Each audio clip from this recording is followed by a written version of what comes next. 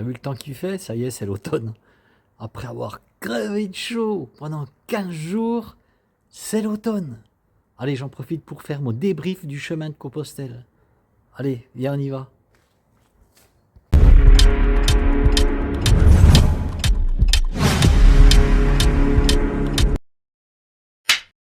If you're reading this now, odds are I've already left town. A few cities in between the new skyline where I'm looking down. A few empties on the floor and a note on the door of your house. And this silence reminds me of what's left behind me from now. There's a broken down car. 8 jours que je suis rentré de ce chemin de Compostelle alsacien. Et durant ces 8 jours, je n'ai fait que me reposer, que dormir. Car je suis fatigué, je n'arrive pas à récupérer, je ne sais pas ce qui se passe. Et de plus, je me suis chopé une gastro qui m'a vidé. Ceci explique cela. Alors, ce chemin alsacien, je le diviserai en 3 parties en fait, par rapport au paysage. Les 4 premières étapes, les 6 suivantes et les 2 dernières. Durant ces 4 premières étapes, la difficulté, il n'y en a pas. C'est quasiment plat tout le long. Tu as juste la montée du Mont Saint-Odile sèche en fin d'étape. C'est pourquoi je te conseillerais plutôt d'arriver le soir au bas du Mont Saint-Odile et monter le Mont Saint-Odile à la fraîche le matin. Donc aucune difficulté sur ces étapes. En termes de paysage, voilà, c'est pas grandiose. Par contre, beaucoup de bitume, beaucoup de voies vertes. Alors ça, j'en ai vraiment soupé de ces voies vertes et de ce bitume. Mais bon, ça fait partie du chemin. Comme tu le sais, on peut pas toujours avoir des sentiers. Alors avant de te parler de mes étapes, je vais déjà te parler de mon arrivée à Wissembourg. À Strasbourg, j'ai failli louper le train à 1 minute. Alors déjà là, j'ai déjà chopé un coup de chaud, je te dis pas, il a fallu que je cours. 1 minute après, bam, le train partait direction Wissembourg, mon TER. Bref, ça s'est arrangé, mais j'ai déjà chopé un coup de chaud là, avant d'avoir chaud pendant 12 jours. Lorsque j'arrive à Wissembourg, je vais directement à l'abbatiale de Wissembourg. Lorsque je fais un chemin de Compostelle, j'essaie toujours de partir d'un lieu religieux. Une cathédrale, une abbatiale, une basilique, une église. Et voilà, c'est sur un chemin de Compostelle, pour moi c'est important. Et lorsque je peux finaliser mon chemin de Compostelle de la même façon, c'est encore mieux. C'est ce que j'avais prévu un petit peu à mon retour, terminer chez moi par une petite chapelle, mais j'étais trop épuisé et j'ai renoncé tout simplement. Alors je vais plus te parler des gens que j'ai rencontrés que des paysages qui sont quasiment identiques tout du long pour ces 4 premières étapes. Première étape, le soir, j'arrive à Souls-la-Forêt ou quelque chose comme ça. Et là, je fais connaissance de camping-caristes super sympas avec qui j'échange. On parle de leur nouveau mode de vie puisque dorénavant, ils habitent dans leur camping-car.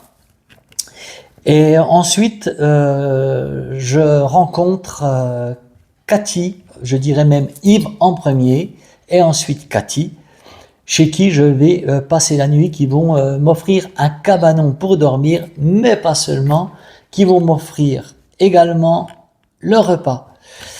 Alors, Cathy et Yves, ce sont des gens extraordinaires qui ont le cœur sous la main. Lorsque je suis arrivé pour demander à Yves si je pouvais dormir dans son petit hangar, tout de suite c'était oui du fond du cœur. Et non seulement ça, il m'a dit non mais attendez, j'ai mieux pour vous, venez dans le jardin. Et là il m'a offert son petit cabanon. Et puis après il a même réfléchi, il m'a dit mais non, mais j'ai une chambre aussi là de disponible que j'ai refusé bien évidemment. Mais on a passé une super soirée avec Yves et Cathy. Et le lendemain matin, malheureusement, je n'ai pas pu les voir. Je suis parti et j'ai vu la grand-mère, la maman de Yves qui me regardait. Qu'est-ce que c'est que cet intrus dans le jardin de Yves, là, avec son sac à dos? Elle comprenait pas trop. Yves l'avait certainement pas mis au courant. Et puis, je l'ai rassurée tout de suite en lui disant ce que je faisais là. Elle m'a dit, alors, venez prendre le café à la maison. Très, très gentille. La maman de Yves. Alors je suis allé prendre le café vers elle. Allez, vous allez manger. Elle m'a sorti le pain, le beurre, le miel. Extraordinaire. Vraiment une famille extra, super. Et puis je pars et lors de ma deuxième étape, en direction de Brumath. Et à Brumath, je n'avais pas de solution. Alors avant Brumath, là aussi, j'ai fait beaucoup de pistes cyclables, de voies vertes, de béton. En fait, c'est ce qui va m'accompagner durant 4 jours. C'était vraiment pénible là. Et c'est pourquoi, je vous en parlerai à la fin.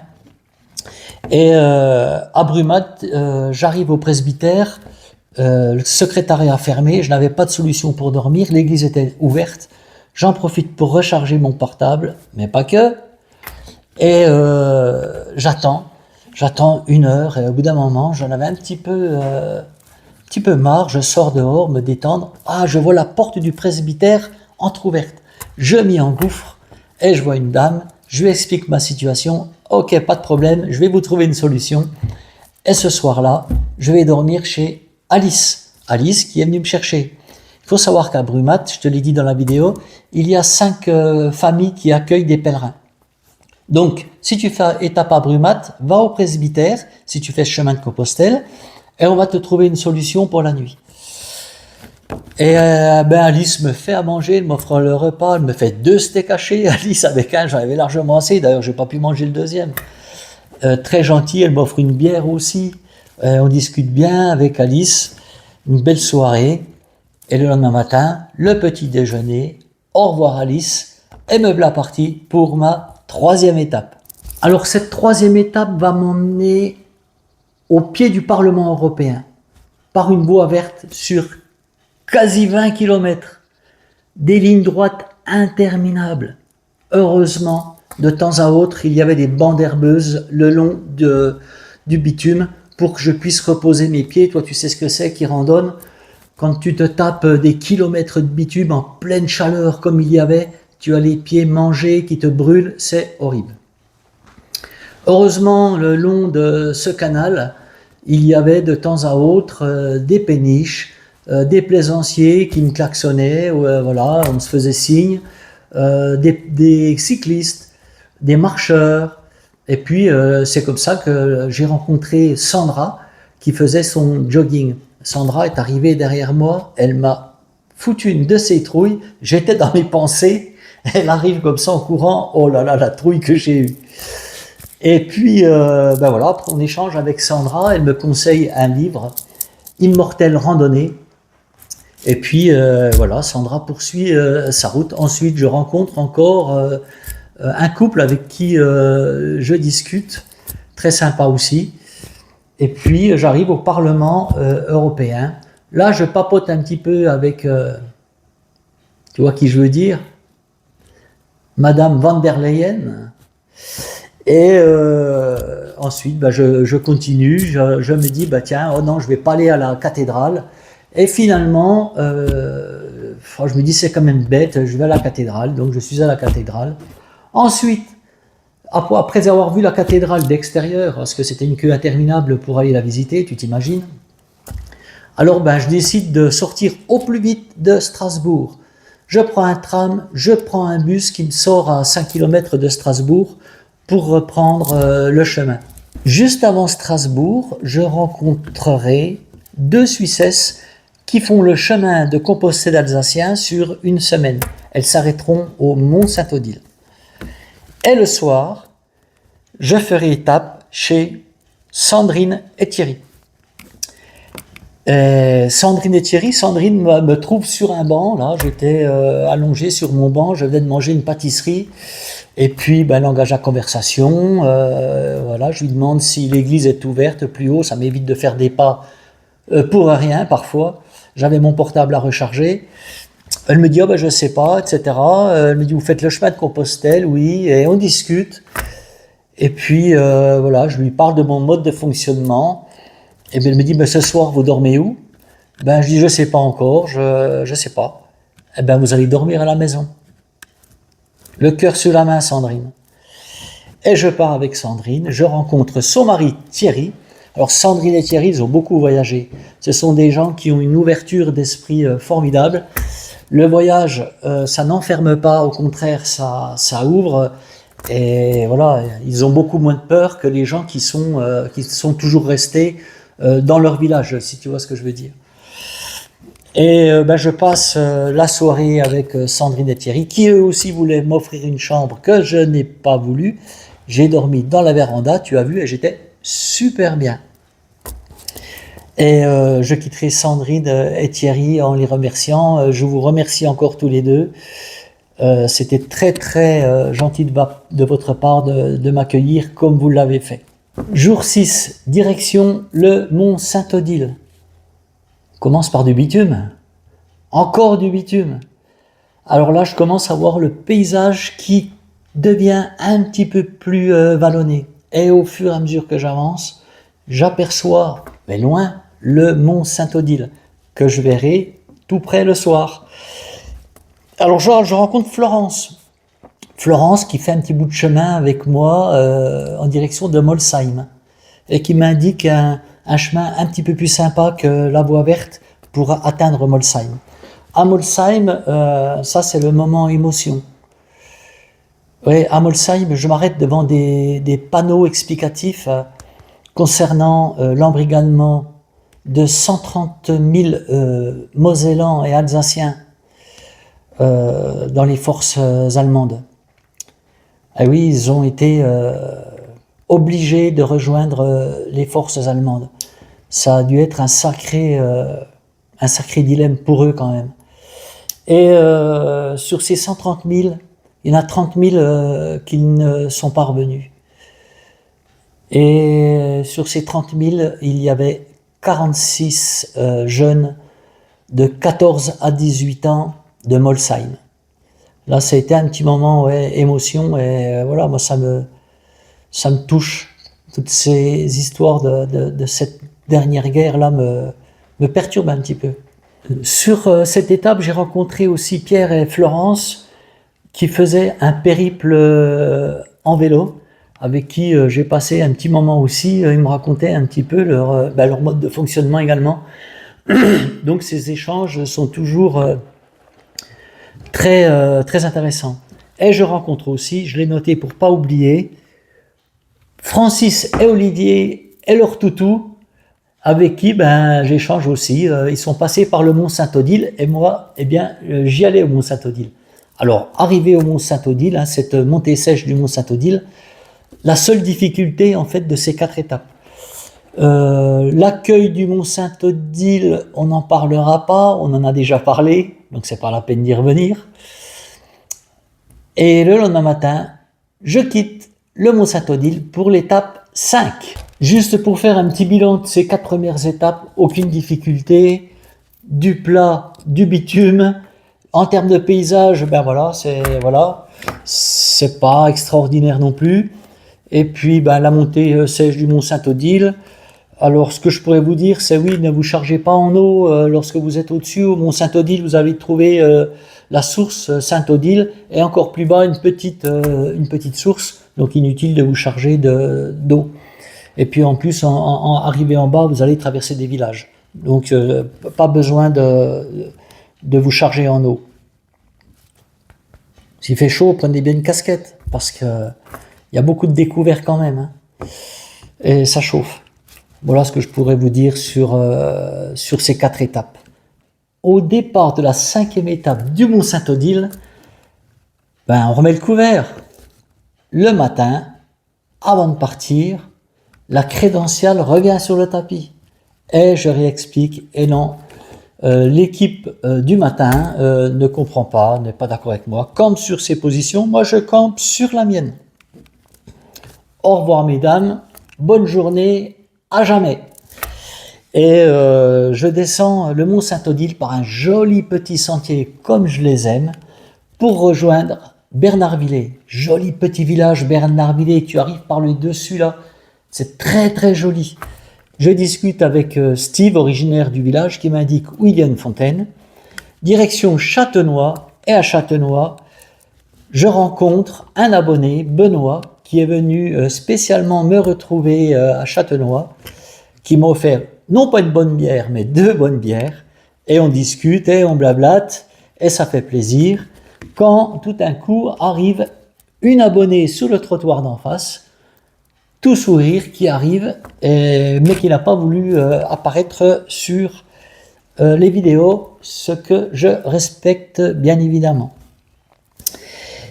Et puis voilà, ensuite je rejoins mon lieu d'hébergement, un gîte, 22 € la nuitée, ce qui était très très bien, au bord du sentier.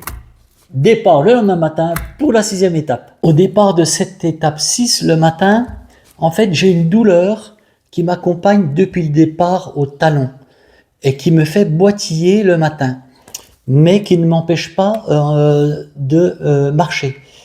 Mais au matin de cette 6e étape, je boite vraiment et je me pose la question, est-ce que je vais pouvoir marcher? Tellement je boite. Une fois les chaussures enfilées, que ça chauffe un petit peu, ben c'est parti. Je ne sens plus rien ou quasiment plus rien du tout. Donc c'était rassurant pour moi. Mais au bout de 3-4 kilomètres, je sens une douleur violente qui me monte dans la cheville. Mais là, je me suis dit, mais c'est mort, quoi, je vais arrêter. Ça a duré peut-être, je sais pas, 5-10 minutes, je me souviens plus très bien. Et puis c'est parti comme c'est venu. Lors de cette étape, je rencontre différentes personnes avec qui je discute, comme d'habitude, mais par contre, des paysages fabuleux jusqu'à Kaysersberg. Ah, c'était magnifique, Kaysersberg, mais comme c'est beau. Alors je connaissais Kaysersberg pendant les fêtes de Noël. Si vous ne connaissez pas l'Alsace pendant les fêtes de Noël, je vous conseille d'y aller, c'est féerique, c'est magique, c'est fabuleux. Après avoir pris une bonne pause à Kaysersberg, je reprends le chemin donc à 18h. Et c'est là que j'ai rencontré des gens qui m'ont avancé sur le chemin. Vous savez, j'ai monté avec eux en voiture pour m'éviter de faire de la route. Le monsieur me dit, mais c'est trop dangereux, il faut pas rester sur la route comme ça. Donc c'est là que j'ai dû avancer d'une dizaine de kilomètres. Et puis, je poursuis donc mon chemin la nuit et je m'arrête à 1h du matin en trouvant un garage qui était ouvert. Je me suis engouffré dedans, j'étais heureux. Oh là là là, je n'en pouvais plus, j'étais exténué. J'ai fait une très très grosse étape ce jour-là aussi. Marcher de nuit c'est bien, mais il faut faire attention parce que je me suis trompé avec le balisage. En fait, pour rejoindre le couvent le lendemain, donc le jour de l'étape 7, j'ai pris le chemin mais à l'envers. Pour aller au couvent, ça fait une boucle comme ça, tu vois. Et au lieu de prendre par la droite, moi j'ai pris par la gauche. Ce qui fait que le lendemain matin, en partant du couvent, eh ben, j'ai refait 3 kilomètres que j'avais fait la veille. Mais c'est pas grave parce que c'était joli, c'était en forêt, donc ça ne m'a pas dérangé. Je suis arrivé au couvent Saint-Marc à 10h. Les cloches sonnaient pour la messe dominicale. Superbe. J'assiste à la messe et ensuite La messe, je pense. je prends possession de ma chambre. Je prends une bonne douche surtout, j'en avais besoin. Imagine, hein, je m'étais pas lavé de la veille, l'avant-veille. Et ensuite, je fais ma lessive et une bonne sieste. Et après avoir fait la sieste, je redescends voir les sœurs avec lesquelles je discute. Alors elles aiment bien discuter, ces sœurs, et je leur raconte des histoires. En fait, je sais pas quelle ouverture elles ont sur l'extérieur, si elles sortent beaucoup, si voilà. Mais les informations qu'elles peuvent avoir de l'extérieur, c'est par peut-être les fidèles qui vont à la messe et par les pèlerins qui arrivent.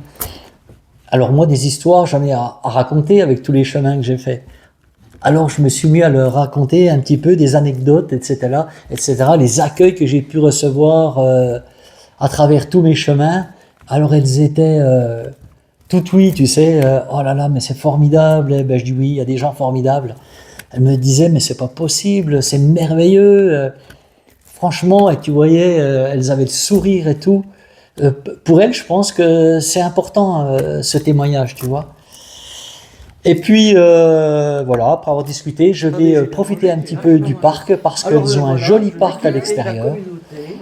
Je vais prendre ma lessive et ensuite, ben, comme d'habitude, hein, tu sais, le montage et puis dodo parce que j'étais fatigué. Jour 8, je découvre Sousmat depuis les hauteurs, c'est très très joli. Tu as une vue plongeante sur la ville, c'est vraiment très chouette. Ensuite, direction Guebwiller. Alors à Guebwiller, tu sais ce qui m'est arrivé à Guebwiller? Ben, à Guebwiller, je bloque mon portable. Voilà, j'ai fait 3 fois mon code, mais j'étais encore dans le gaz, certainement. Et puis j'ai pas fait gaffe, voilà. Heureusement, il y a un employé de la ville de Guebwiller qui m'a passé son téléphone. J'ai pu joindre Orange et la situation s'est arrangée, heureusement, parce que téléphone bloqué, tu sais ce que ça veut dire? Ma trace GPX, on croit c'est fini. Alors vu le balisage, franchement c'est quand même bien d'avoir une trace GPX ou une appli pour te guider. Et puis ben, plus de vidéos Rando Roberto pour toi. Bref, ça s'est arrangé et tant mieux. Alors le paysage change à nouveau, tu vois là. Et pas de difficulté sur cette 8e journée où j'arriverai à la basilique de Tierenbach. Magnifique basilique, mais comme elle est belle dans un cadre superbe. Et là, ben, j'irai voir le prêtre qui me laissera qui m'ouvrira une salle de catéchisme pour que je puisse dormir à l'abri. Il m'a très très bien accueilli. Ça va, tu n'as besoin de rien, tu as à manger, mais ça va aller là. Je dis oui, oui, ça va aller, c'est très très bien, j'en ai largement assez. Et puis voilà, le lendemain, départ pour l'étape 9. Cette étape 9 me fera passer par Tannes. Mais avant, je ne passe pas très loin du Vieil Armand. Le Vieil Armand, c'est un endroit qui a été pas mal canardé pendant la guerre. On a largement assez pour dormir. Et ici, bien évidemment, je passe vers de nombreux blocos en ligne de crête, c'est un peu dégueulasse. vestiges mais quand t'as rien, ben, t'es de content cette trouver guerre. ça, tu vois. J'arrive dans un petit village où je vais me ravitailler. Tu sais que j'aime bien me ravitailler dans les petits commerces lorsque je suis en itinérance comme ça, lorsqu'il y en a. Et ben, je vais dans une boulangerie-épicerie où je prends un croissant, j'achète 2-3 bricoles et j'ai un bel échange avec la boulangère. Et ensuite, je reprends la route. Mais quelle étape encore! Oh là là là là! Et ce soir-là, je dormirai à la ferme. Ben, les fermes, tu sais, tout le long du chemin, j'en ai pas vu beaucoup. Hein. Ou lorsque j'en ai vu, peut-être durant les 4 premières étapes, mais pas dans les bons horaires, ou trop éloigné, ou voilà. Et là, je suis super bien accueilli par l'agriculteur qui me laisse une remise pour que je puisse passer la nuit. Il me donne de l'eau, l'électricité pour que je puisse brancher mon portable. Super sympa, comme d'habitude. Tu connais les agriculteurs. Jour 10, direction Belfort. Alors là, le paysage change complètement. Ça n'a plus rien à voir du tout, du tout, du tout. Là, même si je crois que on est encore en Alsace. Oui, on est encore en Alsace. Donc nous sommes dans le Haut-Rhin, cette fois, qui se trouve en bas, hein, tu sais. Mais le paysage n'a plus rien à voir. Il n'y a plus de vignobles, c'est fini tout ça. Alors, une grosse étape encore pour arriver à Belfort. Et à Belfort, sur un plan émotionnel, ce sera l'étape la plus forte, si tu vois ce que je veux dire. C'est là que je vais rencontrer ma belle-fille par hasard. Enfin, c'est elle qui va me voir sur le bord de la route en passant en voiture dans Belfort. Imagine pour qu'elle passe et que je sois là à ce moment-là précis. Tu vois les signes? Tu comprends ce que je veux dire quand... D'ailleurs, il faut que je te montre quelque chose en parlant de signes. Tu vois, regarde. On m'a prêté ce livre sur les signes. que je n'ai pas encore lu. Je n'ai pas eu le temps, je n'ai pas de force pour l'instant. Je n'ai pas d'énergie, mais je vais le faire. Et ouais, je rencontre ma belle-fille, donc qui fait un demi-tour, qui m'a vu, et je vois cette femme qui me fait signe en bas, moi qui pensais que c'était une abonnée et qui m'avait reconnu, pas du tout. Donc je passe une petite heure avec ma belle-fille à discuter, voilà, en sachant qu'à Thann, j'aurais pu également voir mon fils.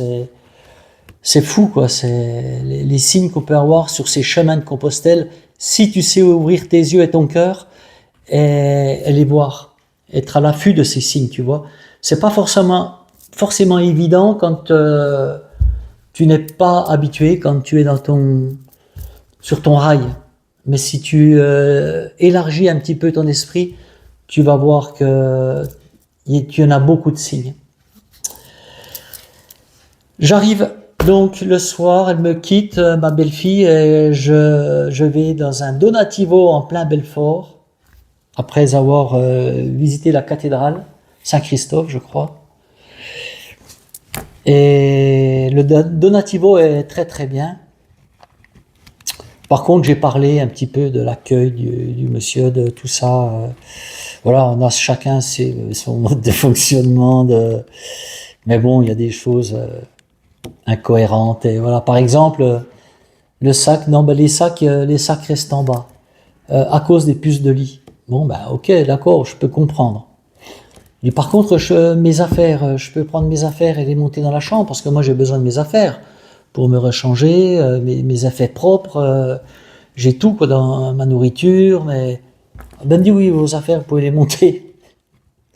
Ouais, parce que les puces de lit, en fait, c'est ça, les punaises de lit, je dis les puces de lit, moi, les punaises de lit, elles restent dans le sac, elles vont pas dans les vêtements. Ouais, bon, ok. Bon, ça c'est un exemple, mais il y en a d'autres. Bon, ben voilà, j'ai passé ma nuit là. Et le lendemain matin, allez, let's go pour la fin un petit peu de mon périple là. Je vais passer très vite sur les étapes 11 et 12, les deux dernières, puisque bon, déjà j'étais fatigué lors de ces deux étapes là éprouvantes, épuisantes avec cette chaleur et puis les kilomètres que j'ai abattus durant ces deux dernières étapes, hein, puisque je suis rentré de Belfort à la maison en 2 jours. Salut. Explosé, mais rentré quand même. Ce chemin de Compostelle. L'étape 11, au soir de l'étape 11, je dors dans une cabane de chasse. J'ai très bien été accueilli également là par le responsable de la chasse, je pense, qui avait les clés et qui m'a dit, il n'y a pas de problème, moi je vais vous trouver une solution. Vous aurez l'eau, l'électricité, vous pourrez vous doucher. Ah, c'était génial, quoi. Des gens extrêmement gentils, la dame qui me donne des tomates, du jardin, le soir qui viennent me voir avec des gâteaux pour mon petit déjeuner le lendemain matin, mais extraordinaire, quoi. Alors bon, le paysage par lui-même, ben, j'en suis habitué puisque c'est ma région et voilà, et bon, bref. Bon, c'est pas que c'est moins joli, on peut pas dire ça, mais si, c'est moins joli quand même. On peut pas comparer à l'Alsace quand même. Voilà, Ces paysages de Kaisersberg, Riquewihr, Ribeauvillé, on peut pas lutter, quoi. Tu vois? Mais c'est autre chose. Alors je suis rentré au plus vite à la maison. Si bien que j'ai fait une trace pour rentrer plus directement possible, mais lorsque je suis arrivé à la maison, ou le lendemain, sur le lendemain, j'ai regardé un petit peu, mais je sais pas si j'ai gagné grand chose. Je me demande même si j'ai pas rallongé en fait. Bah c'est pas grave, c'est comme ça. En plus, c'était par la route là, c'était désagréable. Bref, je suis rentré au plus vite, j'en avais ma claque. J'en avais assez de cette chaleur, il fallait que je rentre. Voilà comme c'est terminé un petit peu mon chemin de Compostelle. Alors maintenant, connaissant ce chemin alsacien, si c'était à refaire, je ferais différemment. C'est-à-dire que je commencerai mon chemin au Mont-Saint-Odile. Les 4 premières étapes, je les apprends. Parce que je te l'ai dit, c'est plat, beaucoup de chemins, de voies vertes, beaucoup de bitume, trop.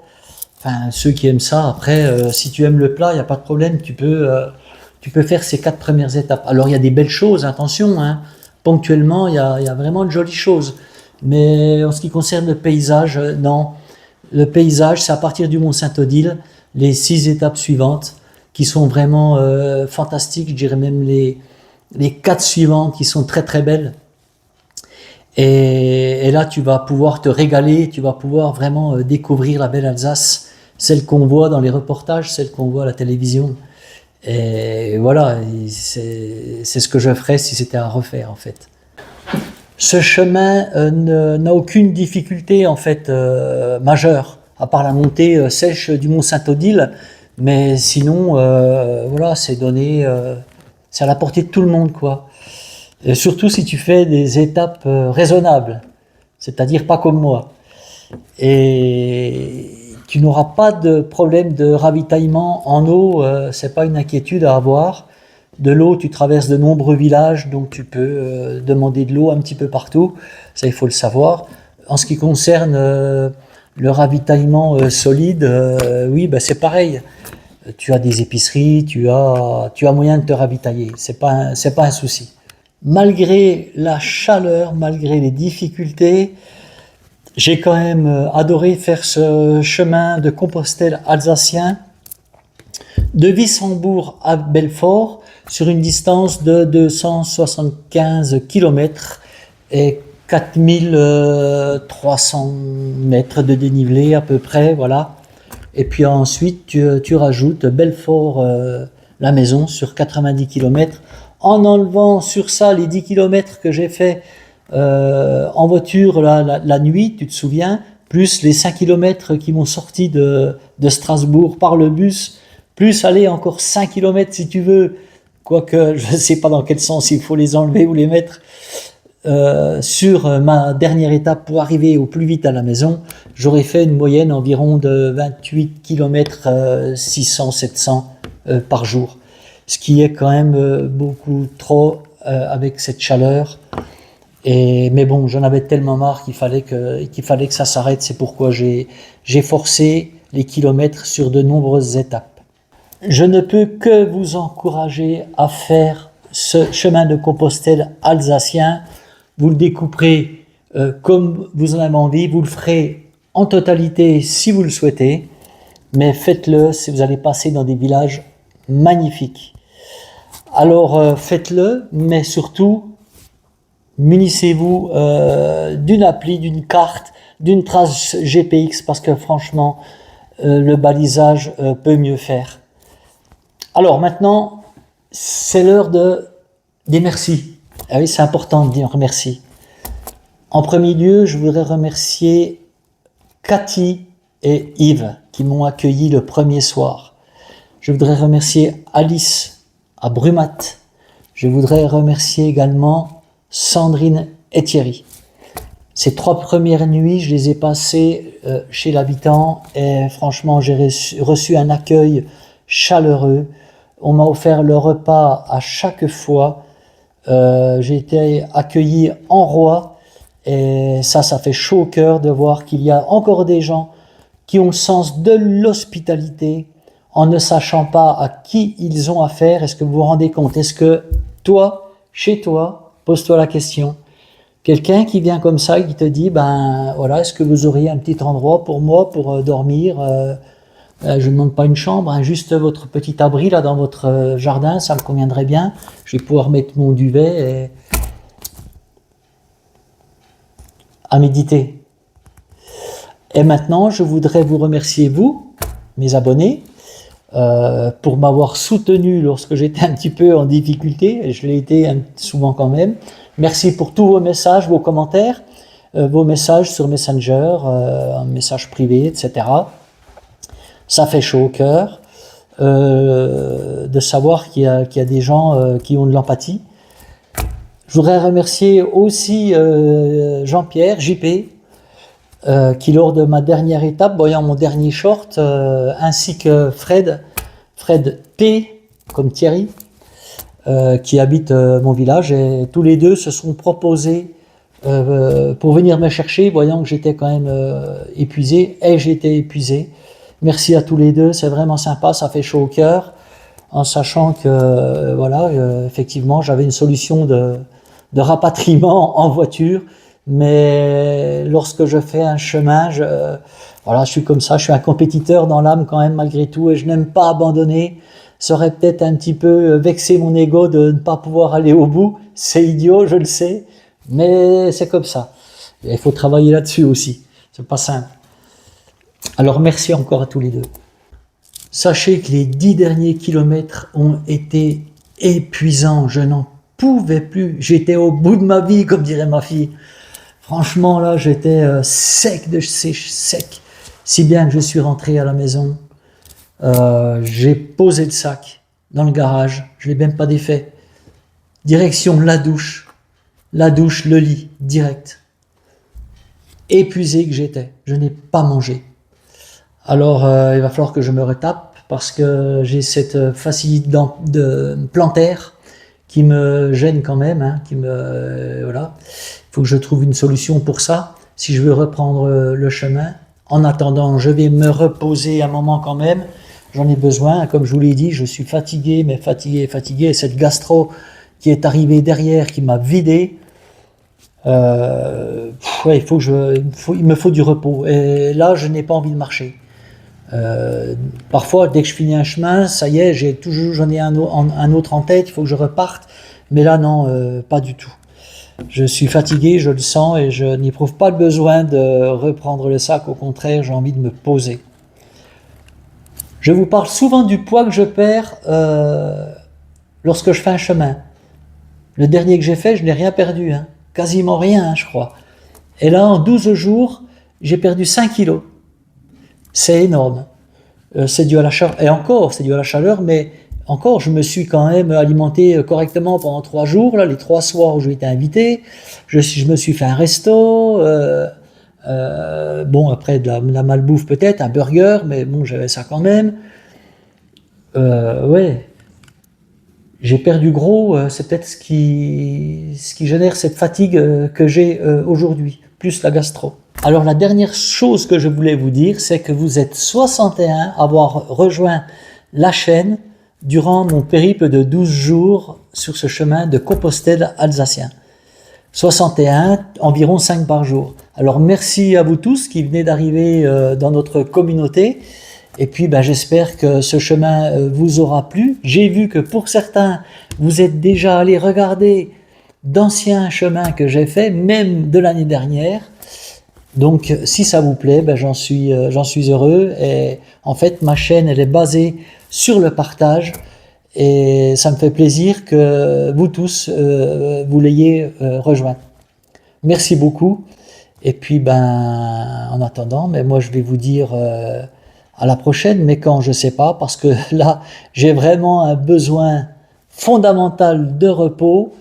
Je suis épuisé, comme je vous l'ai dit, je ne fais que dormir, je suis fatigué, je n'ai pas envie de faire de chemin, alors qu'à peine un chemin terminé habituellement, j'en ai déjà un autre en vue, mais là ce n'est pas le cas du tout, tellement j'ai souffert de cette chaleur écrasante, épuisante durant ces 12 journées. Mais on se reverra sans aucun doute. En attendant, il faut que je soigne ma fasciite plantaire qui me fait boiter quand même. Et puis, je vous dis comme d'habitude, allez, ciao, bye et à bientôt sur la chaîne.